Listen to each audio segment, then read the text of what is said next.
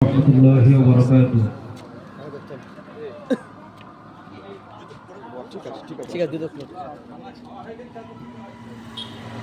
আলহামদুলিল্লাহ, সমস্ত প্রশংসা মহান আল্লাহ রাব্বুল আলামিনের দরবারে যে আল্লাহ পাক আমাদেরকে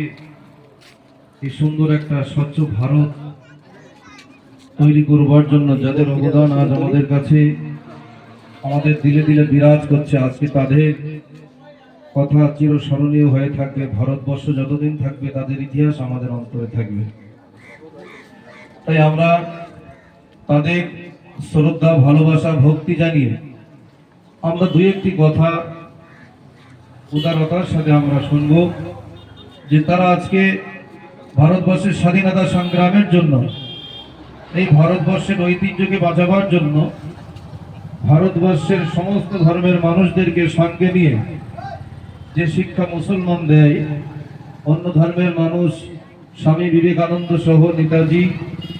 সকলেই তারা একত্রিত হয়ে সর্বধর্মের কথা বলে তারা দেশের জন্য স্বাধীনতার আন্দোলন করেছিলেন। এবং আজকে আমাদের যারা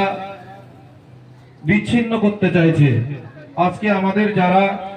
এই ভারতবর্ষ থেকে তাড়ানোর জন্য যে একটা পরিকল্পনা করে চলেছে, আমরা তাদের বিরুদ্ধে পূর্বে যেমন সোচ্চার হয়ে 1947-এ বহু আন্দোলন, বহু জীবন, বহু জেলবন্দির পরে আজকে যারা এই ভারতবর্ষের স্বাধীনতা দিয়েছিলেন, সুন্দর একটা পবিত্র ভারতের ভৌম তৈরি করেছিলেন, সর্বধর্মের মানুষের শান্তি শৃঙ্খলা আবদ্ধ করেছিলেন, সেই সমস্ত যারা ভারতবর্ষের মানুষকে নিয়ে যারা বর্তমানে ছিনিমিনি করছে, যারা খেলা করার চেষ্টা করছে, বিগত দিনে যেমন ভারতবর্ষের মানুষ স্বাধীনতা আন্দোলনে সংগ্রামী করে যারা ভারতকে স্বাধীন করেছিলেন, আমরা আজকে তাদের বিরুদ্ধে যেমন ইংরেজরা ভারতবর্ষকে শোষণ করে চলেছিল, ঠিক সেই সময় ভারতবর্ষের মুসলমানরা সর্বধর্মের মানুষেরা একত্রিত হয়ে যেমন ভাবে স্বাধীনতা আন্দোলনে আগ্রহী হয়েছিলেন, আমরা শেষ পর্যন্ত আমাদের জাহানে রক্ত থাকতে, আমাদের গায়ে এক ফোঁটা রক্ত থাকতে এই ভারতবর্ষে আমরা যেমন ভাবে জন্মগ্রহণ করেছিলাম, এই ভারতবর্ষে আমরা যেমন পূর্বে ছিলাম, আজও আছি, আগামীতে প্রয়োজন হলে আমরা আমাদের জীবনের বিনিময়ে আবারও রক্ত নিয়ে ভারতকে নতুন করে ফের স্বাধীন করে তুলব ইনশাআল্লাহ। তাই আমরা সকলেই চেষ্টা করব, সকলকেই আমাদের চিন্তা ভাবনা করতে হবে, সকলকেই আমাদের এই কথা মাথায় রাখতে হবে যে আমরা ভারতবাসী। আজকে যারা ভারতবর্ষের মানুষের দরদ দেখাতে চাইছে, আজকে যারা ভারতবর্ষের মানুষদেরকে, যারা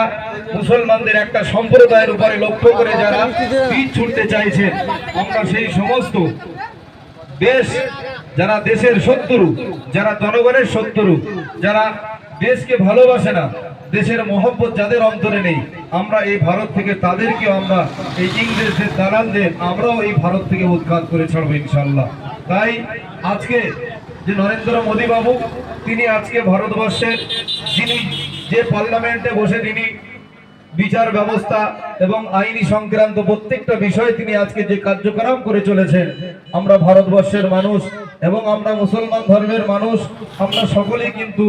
শান্তিপ্রিয়ভাবে আমরা সবটাই মেনে নিয়েছি। আমাদের বিগত দিনের একটি আইন ছিল, বিগত দিনের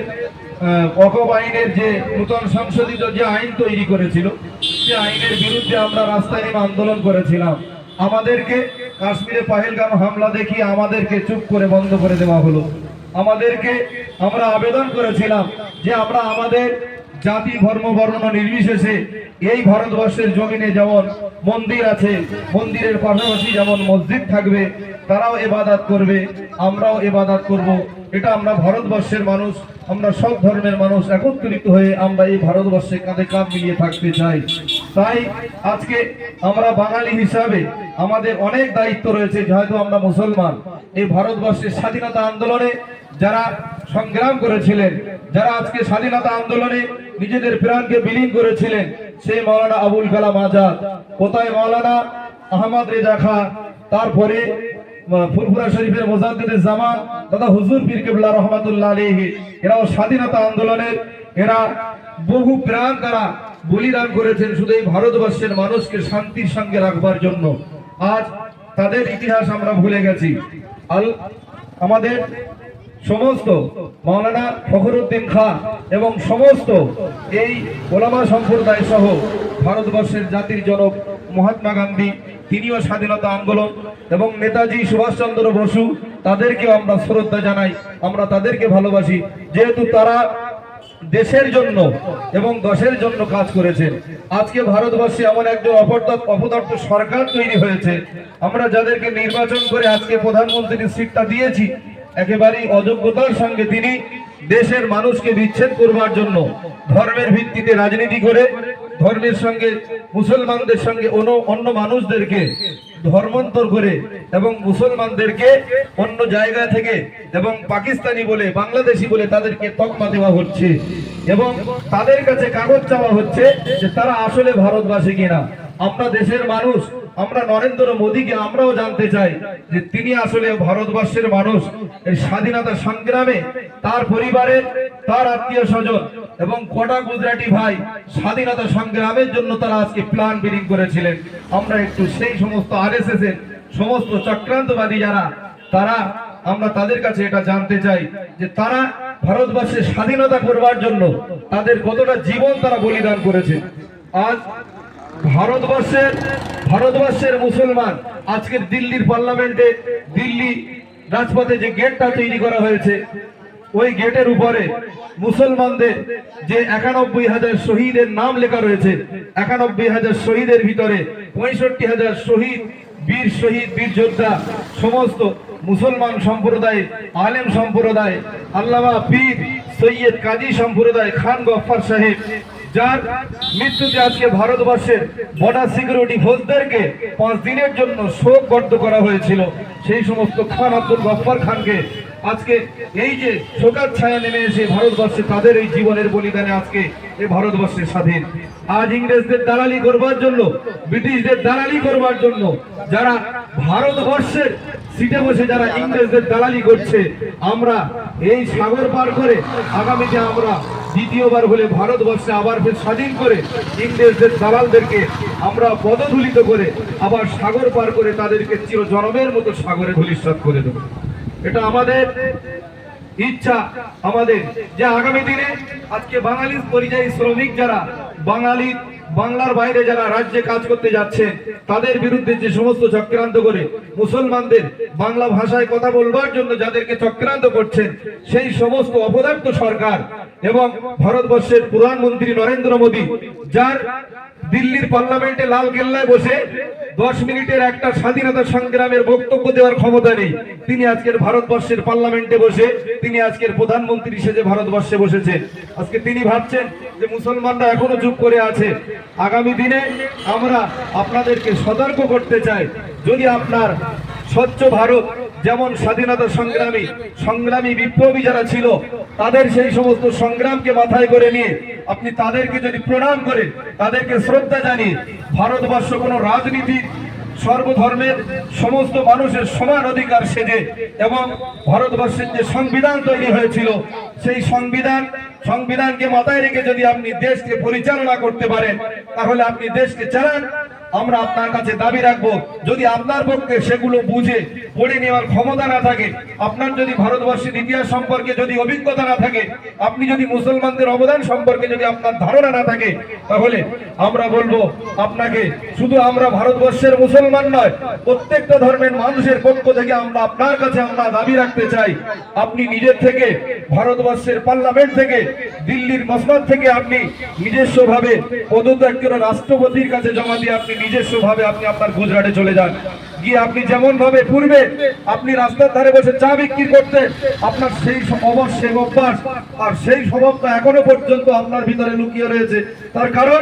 আপনি জানেন ভারতবর্ষের 140 কোটি মানুষ, সর্বধর্মের মানুষ যারা আজকে তারা সকলে একত্রিত হয়ে কাঁধে কাঁধ মিলিয়ে একই বাজারে, একই মাঠে, একই হাটে তারা বাজার করে, আজকে তাদেরকে ভাঙন ধরানোর জন্য আপনি যে চেষ্টা করছেন, এই চেষ্টা আমরা জীবনে আমাদের যেখানে এক ফোঁটা রক্ত থাকলে আমরা কোনোদিনের জন্য আমরা এই ভারতকে আবার বিচ্ছিন্ন হতে দেব না। তার কারণ আপনার অভ্যাস থাকতে পারে রাস্তার ধারে চায়ের দোকান করে আপনি রাস্তার ধারে বসে থাকতে পারেন। তাই আপনার মাথায় সর্বদাই ঘুরছে এই ভারতবর্ষের 140 কোটি মানুষ, এদেরকে রাস্তার ধারে বসিয়ে বসিয়ে রাস্তায় ঘুরিয়ে ঘুরিয়ে আজকে আধার কার্ডে লাইন, কালকে রেশন কার্ডে লাইন, পরশুদিন রাত 3টের সময় উঠে ভোটার কার্ডে লাইন দিতে হবে, লিঙ্ক করাতে হবে। এই ভারতবর্ষের পরিযায়ী শ্রমিক যারা যারা খেটে খায় জন্মজুনি, যারা এই অর্থশীল নয়, যাদের অর্থ নেই, যারা গরিব মানুষ, শ্রমিক মানুষ যারা, তাদেরকে আপনি কাজ বন্ধ করিয়ে করিয়ে মাসের পর মাস আপনি নোটবন্দি করে ভারতবর্ষের মানুষদেরকে বিভিন্ন আকারে আপনি কষ্ট দিয়েছেন। শুধু তাই নয়, ভারতবর্ষের মানুষদেরকে আপনি একদিনের জন্য আপনি ভারতবর্ষের কোনো ভালাই চাননি। করোনা পিরিয়ডে যখন ভারতবর্ষের বিভিন্ন সেলিব্রিটিরা যখন ভারতবর্ষের মানুষ এবং সমস্ত হসপিটাল সহ মানুষদের সাহায্যের জন্য হাত বাড়িয়ে যখন তারা টাকা অনুদান দিয়েছিল, সেই অনুদানের টাকা নিয়ে আপনি একজন ভারতবর্ষের অপদার্থ প্রধানমন্ত্রী হিসাবে সেই সমস্ত কোটি কোটি টাকা আপনি লুট করে আপনি আপনার নামে নরেন্দ্র মোদী স্টেডিয়াম তৈরি করেছেন, একটি ক্রিকেট খেলার মাঠ তৈরি করেছেন। আপনি সেই সমস্ত সেলিব্রিটিদের টাকাগুলো নিয়ে আপনি ভারতবর্ষের পরিযায়ী শ্রমিক দুর্বল শ্রেণীর মানুষদের উপরে অত্যাচার করে আপনি সেই সমস্ত টাকাগুলো নিয়ে আপনি আপনার নিজের জামা তৈরি করেছেন, আপনি প্লেন তৈরি করেছেন। আপনি ভারতবর্ষের আজকের কুতুব মিনার মুসলমানদের হাতে তৈরি, লালকেল্লা মুসলমানদের হাতে তৈরি, দিল্লি জুম্মা মসজিদ মুসলমানদের হাতে তৈরি, সমস্ত জায়গায় আপনি মুসলমানদের অবদান দেখতে পাবেন। আমরা আপনাকে বলতে চাই, ভারতবর্ষে আপনি যে প্রধানমন্ত্রী রয়েছেন, এই ভারতবর্ষের ইতিহাসের ভিতরে ৯১,০০০ নামের ভিতরে একটা নাম আপনি দেখান যে নামে আপনি আপনার সমস্ত কনফিডেন্ট যারা এবং আপনাকে যারা পরিচালনা করছেন, আরএসএস এর যে সমস্ত কর্মদক্ষ যারা এই ভারতবর্ষকে যারা বিচ্ছিন্ন করতে চায়, সেই সমস্ত আরএসএস পন্থীদের আপনি যেভাবে আরএসএস এর কথা মাথায় নিয়ে আপনি ভারতবর্ষকে ডিভাইড করতে চাইছেন, আমরা আপনার এই ভারতবর্ষকে ডিভাইড করতে আগামীতে আমরা দেব না। ইনশাআল্লাহ আমরা চেষ্টা করব, আমরা সমস্ত ধর্মের মানুষ একত্রিত হয়ে আগামীতে আমরা আবার রাস্তায় নেমে আন্দোলন করে এই সমস্ত ব্রিটিশদের দালালি যারাই করবে তাদের বিরুদ্ধে আমরা সংগ্রাম করে সত্য প্রতিষ্ঠিত করে, স্বাধীনতা আন্দোলন যেমন সত্য প্রতিষ্ঠিত হয়েছিল, সেই সত্যকে আবারও আমরা নতুন করে আবার এই সত্যের আলো তৈরি করব।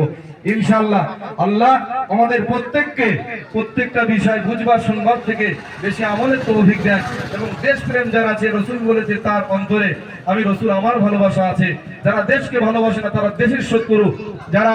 নবীকে ভালোবাসে তারা দেশকে ভালোবাসবে। তাই আমাদের মুহাম্মদ সাল্লাল্লাহু আলাইহি ওয়াসাল্লামের অন্তরকে আমরা ভালোবাসি,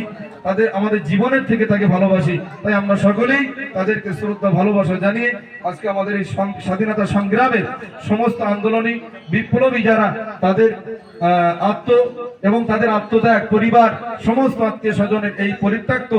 বিষয় দিয়ে তারা ভারতকে মহান ভারত তৈরি করেছেন, তাদের আত্মার প্রতি শ্রদ্ধা ভালোবাসা কৃতজ্ঞতা জানিয়ে আমি আমার এই ছোট্ট সংক্ষিপ্ত বক্তব্য দিয়ে করলাম। আসসালামু আলাইকুম ওয়া রাহমাতুল্লাহ।